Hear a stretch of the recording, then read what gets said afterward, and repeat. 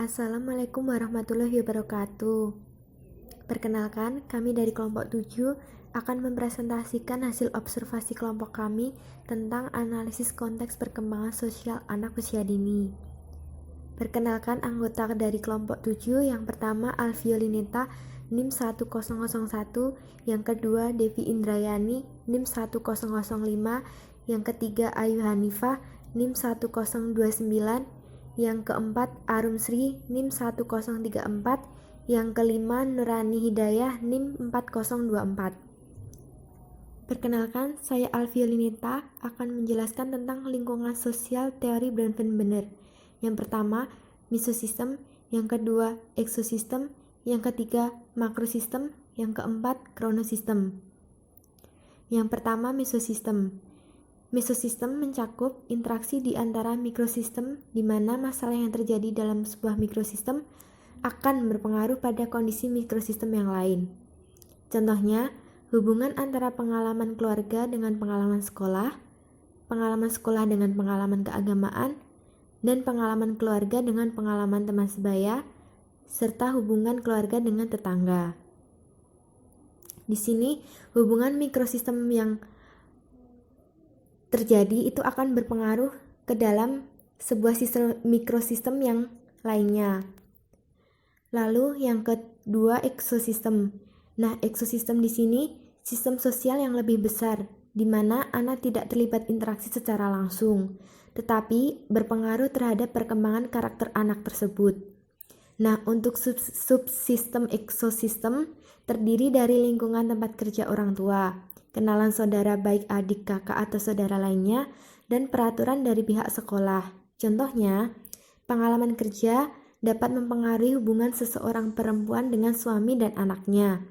Seorang ibu dapat menerima promosi yang menuntutnya melakukan lebih banyak perjalanan yang dapat meningkatkan konflik perkawinan dan perubahan pola interaksi orang tua dan anak. Nah, subsistem ekosistem yang lain ini tidak menyentuh pribadi anak, akan tetapi pengaruhnya sangat besar seperti koran, televisi, dokter, keluarga besar, dan lain-lain. Untuk yang selanjutnya yaitu teori yang ketiga, yaitu makrosistem. Nah, makrosistem ini yaitu sistem lapisan terluar dari lingkungan anak. Subsistem makrosistem ini terdiri dari ideologi negara, pemerintah, tradisi, agama, hukum, adat istiadat, budaya, dan lain sebagainya. Nah, di mana semua subsistem ini akan memberikan pengaruh pada perkembangan karakter anak. Menurut Berg, budaya yang dimaksud dalam subsistem ini yaitu pola tingkah laku, kepercayaan, dan semua produk dari sekelompok manusia yang diwariskan dari generasi ke generasi. Untuk lingkungan sosial teori Bronfenbrenner yang keempat yaitu kronosistem. Kronosistem sendiri mencakup pengaruh lingkungan dari waktu ke waktu beserta caranya mempengaruhi perkembangan dan perilaku. Contoh untuk kronosistem sendiri yaitu seperti perkembangan teknologi dengan produk-produk turunannya. Di sini produk-produk teknologi itu seperti internet dan gadget. Di sini internet dan gadget ini membuat peserta didik mahir, nyaman, dan terbiasa menggunakannya untuk pendidikan maupun hiburan. Nah, di sini sama halnya dengan maraknya fenomena wanita karir akibat industrialisasi. Di sini akibat industrialisasi ini mengubah kehidupan keluarga seperti perhatian ibu terhadap anaknya menjadi berkurang. Nah, untuk kronosistem sendiri ini meliputi keterpolaan peristiwa-peristiwa sepanjang rangkaian kehidupan dan keadaan sosiohistoris. Nah, hasil observasi dari kelompok kami, anak yang pertama berinisial N, usia 6 tahun, berjenis kelamin perempuan. Aspek perkembangan yang sudah dapat dicapai oleh anak yang berinisial N, yang pertama nilai agama moral. Untuk aspek nilai agama moral, yang pertama mengerjakan ibadah. Anak yang berinisial N ini sudah dapat melakukan ibadah dengan baik, karena orang tuanya itu sering mengajak anak untuk ikut ke masjid dan mengikuti kegiatan TPA di sore hari. Yang kedua, mengetahui hari besar. Anak yang berinisial N ini sudah paham bagaimana hari lebaran Idul Adha, Idul Fitri, dan hari besar agama lainnya. Yang kedua, fisik motorik. Nah, untuk aspek fisik motorik ini yang pertama melakukan koordinasi gerakan mata, kaki, tangan, kepala dalam menirukan tarian atau senam. Anak yang berinisial N ini mengikuti les tari. Nah, ketika gurunya mengajarkan tarian-tarian senam dan tari, anak ini sudah dapat mengikuti gerakan yang dicontohkan oleh gurunya. Untuk yang kedua, meniru bentuk. Anak ini sudah dapat mengikuti bentuk-bentuk geometri seperti segitiga, persegi, lingkaran. Nah, dan hasilnya itu sudah dikategorikan dengan bentuk yang sebenarnya. Yang ketiga, menutup hidung dan mulut, misal ketika batuk dan bersin. Pada saat les tari, anak ini yang berinisial N ini bersin. Nah, anak yang berinisial N ini sudah paham ketika bersin itu harus menutup hidungnya. Lalu pada saat pandemi ini, anak juga menggunakan masker ketika keluar rumah. Nah, untuk yang ketiga, aspek kognitif. Aspek kognitif ini yang pertama menerapkan pengetahuan atau pengalaman dalam konteks yang baru. Terlihat saat anak di sekolah itu diajarkan konsep angka, nominal, dan mata uang. Anak ini dapat menerapkan ketika dia melakukan mainan masak-masakan. Nah, anak ini menggunakan uang mainan untuk jual beli. Lalu yang kedua, saat observasi yang dilakukan, anak ini dapat mengurutkan dari yang besar ke yang kecil. Nah, ketika saat observasi itu ada piring besar dan kecil. Nah, anak ini sudah dapat menyusun dari piring besar ke piring yang kecil. Nah, untuk yang ketiga, anak sudah dapat berhitung 1-10. Nah, anak ini sudah dapat menghitung 1-10 dengan benar. Untuk yang selanjutnya, STPPA berdasarkan bahasa. Yang pertama, mengerti beberapa perintah secara bersamaan. Nah, ketika observasi, anak itu diminta oleh ibunya untuk ke warung membeli gula 1 kilo. Nah, setelah itu ibunya meminta anak setelah membeli gula, anak itu langsung bubuk siang. Nah, anak itu mengerti beberapa perintah secara bersamaan. Yang selanjutnya menjawab pertanyaan yang lebih kompleks. Nah, misalnya ketika ditanya udah makan belum? Nah, anak itu menjawabnya enggak cuma iya, tapi dia menjawabnya iya tadi udah makan sama telur ceplok sama kecap digorengin sama ibu. Lalu yang selanjutnya mengenal suara huruf awal dari nama benda-benda yang ada di sekitarnya. Nah, misalnya nama benda itu meja. Nah, anak itu tahu kalau meja itu depannya hurufnya M, belakangnya hurufnya A. Nah, itu anak tahu. Kalau kursi berarti depannya pakai huruf K. Seperti itu. Yang selanjutnya sosial emosional.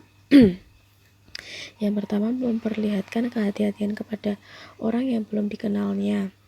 Nah, dia kalau sama orang yang belum dikenal, dia akan cenderung diam saja dan tidak mau berbicara, hanya melihat orangnya saja. Yang kedua, menaati aturan kelas, kegiatan, aturan. Nah, misalnya ketika kegiatan menari, nah anak itu kalau belum gilirannya juga akan dengan sabar menunggu. Jadi tidak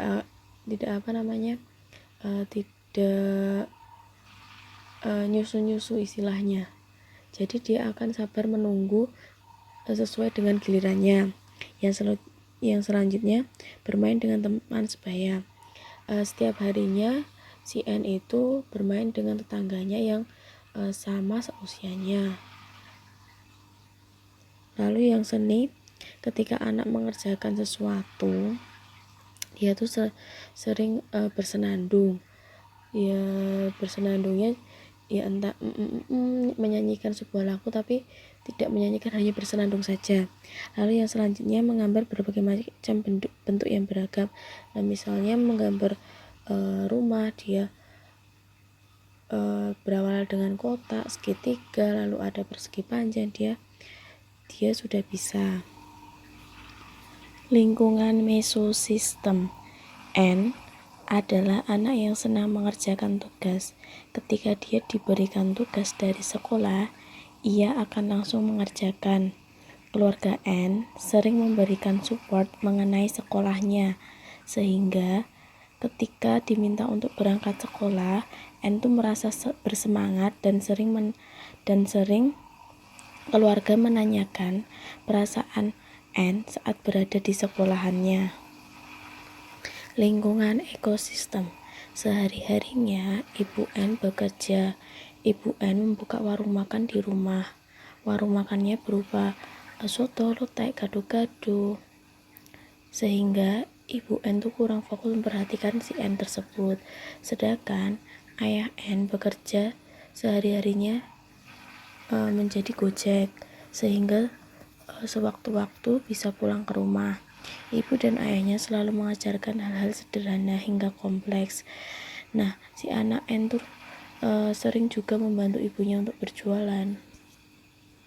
Selanjutnya adalah lingkungan makrosistem, di mana lingkungan ini mencakup dari ideologi negara, pemerintah, tradisi, agama, hukum, adat istiadat, budaya, nilai masyarakat yang berlaku di lingkungan tersebut. Nah, lingkungan makrosistem ini pun juga mempengaruhi perkembangan sosial anak, yaitu salah satunya adanya adat istiadat pernikahan, di mana anak atau N sering diajak ibunya datang ke acara pernikahan sehingga dia dapat mengenal keluarga-keluarga jauh lainnya dan dia juga mengenal tetangga sekitar rumahnya.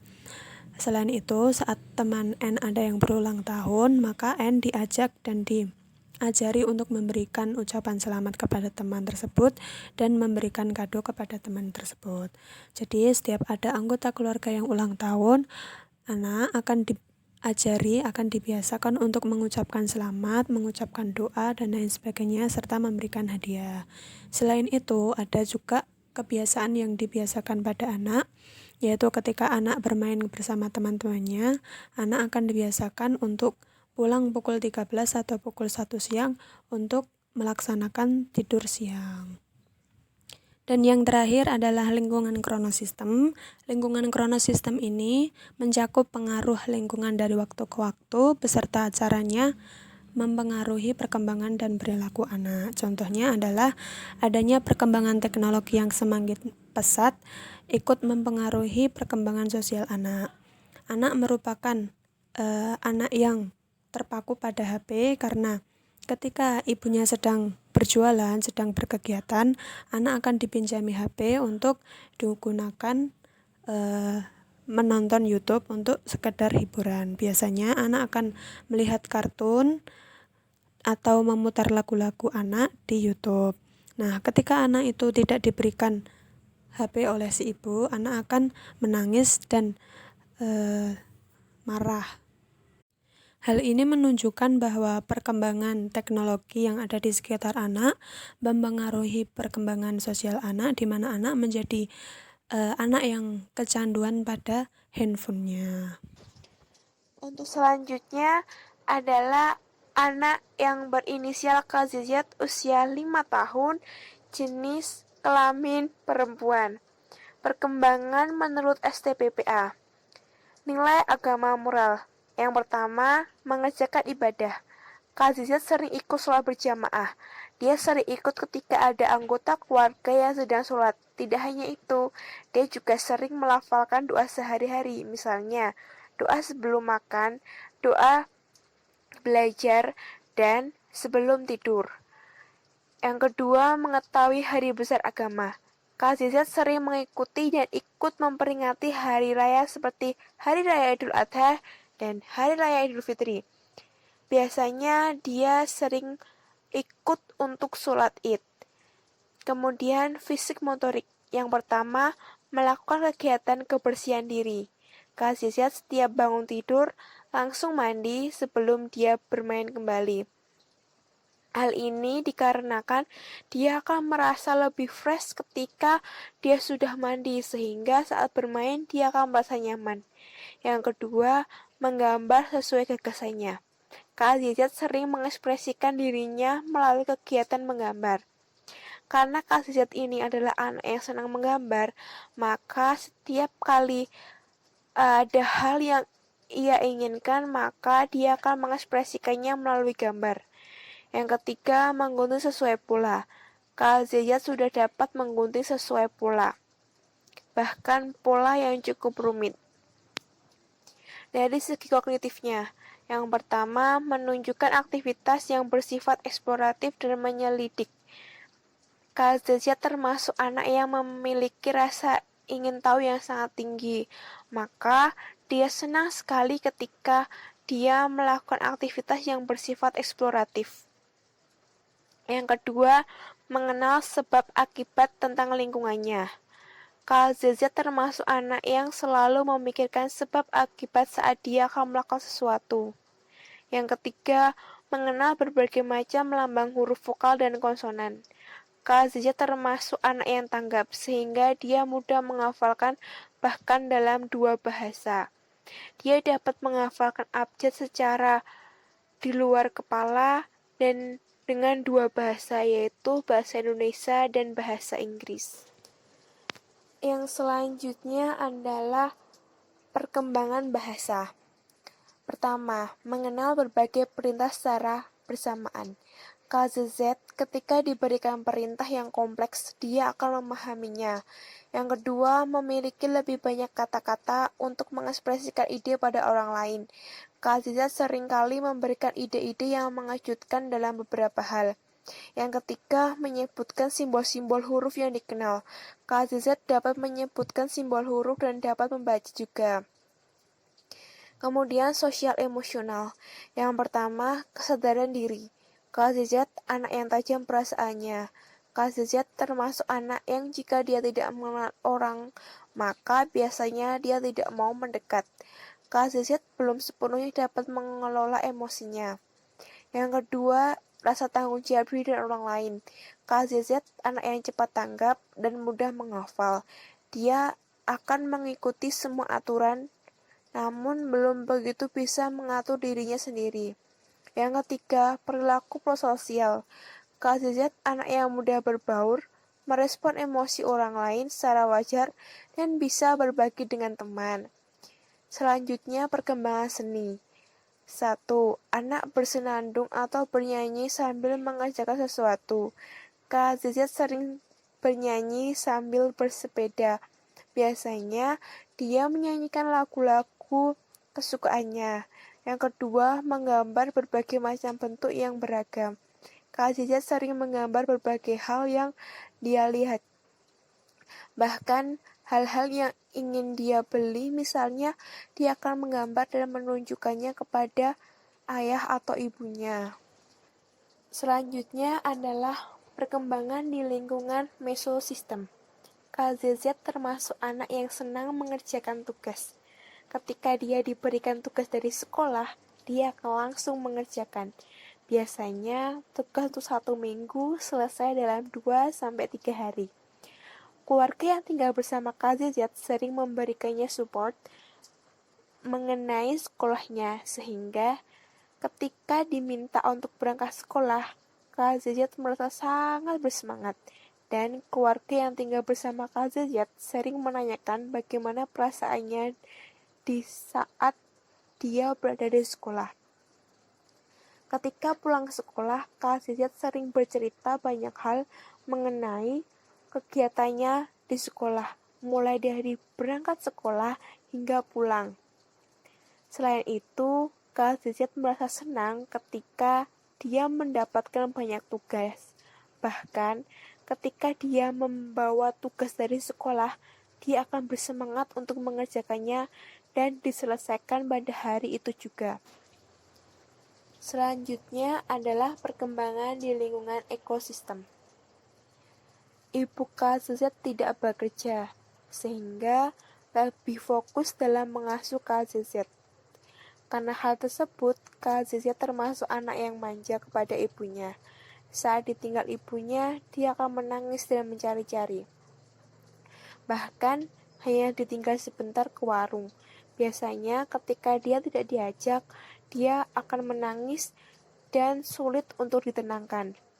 Sedangkan ayah KZZ bekerja dari pagi sampai sore.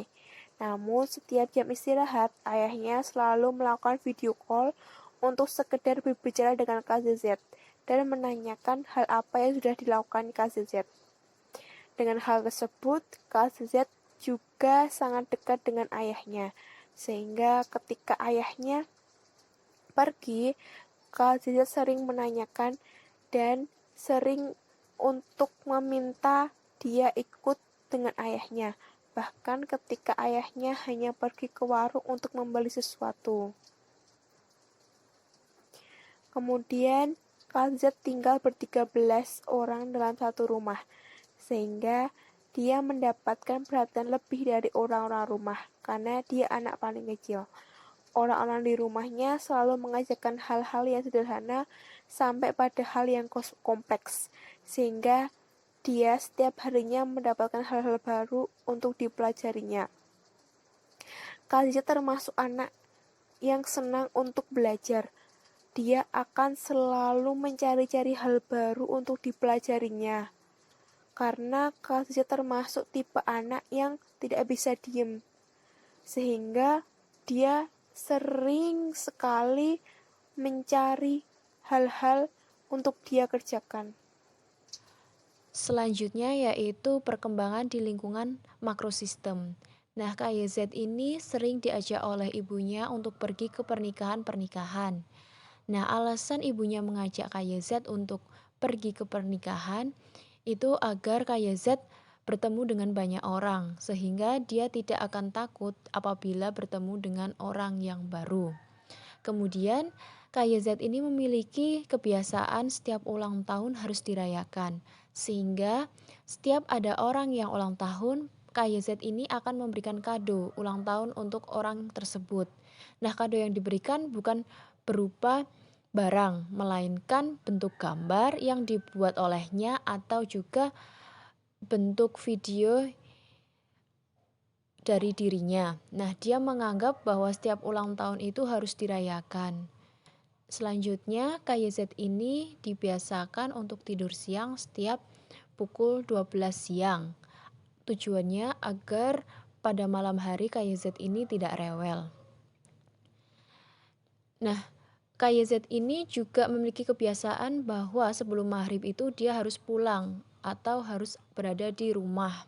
Kemudian orang tuanya akan mengunci semua pintu termasuk kamar ataupun pintu rumah agar KYZ ini tidak keluar rumah. Selanjutnya yaitu lingkungan kronosistem. Nah, KYZ ini merupakan anak yang sudah kecanduan bermain HP. Sehari dia tidak bisa tanpa HP. Bahkan KYZ ini bisa bermain HP selama berjam-jam atau bahkan seharian penuh. Nah, apabila KYZ tidak diberikan HP atau tidak diberi izin untuk bermain HP oleh orang tuanya, maka dia akan menangis dan marah-marah. Namun, ketika dia bermainan HP, sebenarnya dia mendapatkan hal-hal positif. Nah, contohnya ketika dia membuka YouTube, KYZ ini pasti membuka materi atau mempelajari seperti ada bahasa Inggris, berhitung, dan lain-lain. Sehingga dengan melihat YouTube, dia itu mudah untuk paham dengan pelajaran-pelajaran tersebut. Demikian presentasi dari kelompok kami, kurang lebihnya mohon maaf. Wassalamualaikum warahmatullahi wabarakatuh.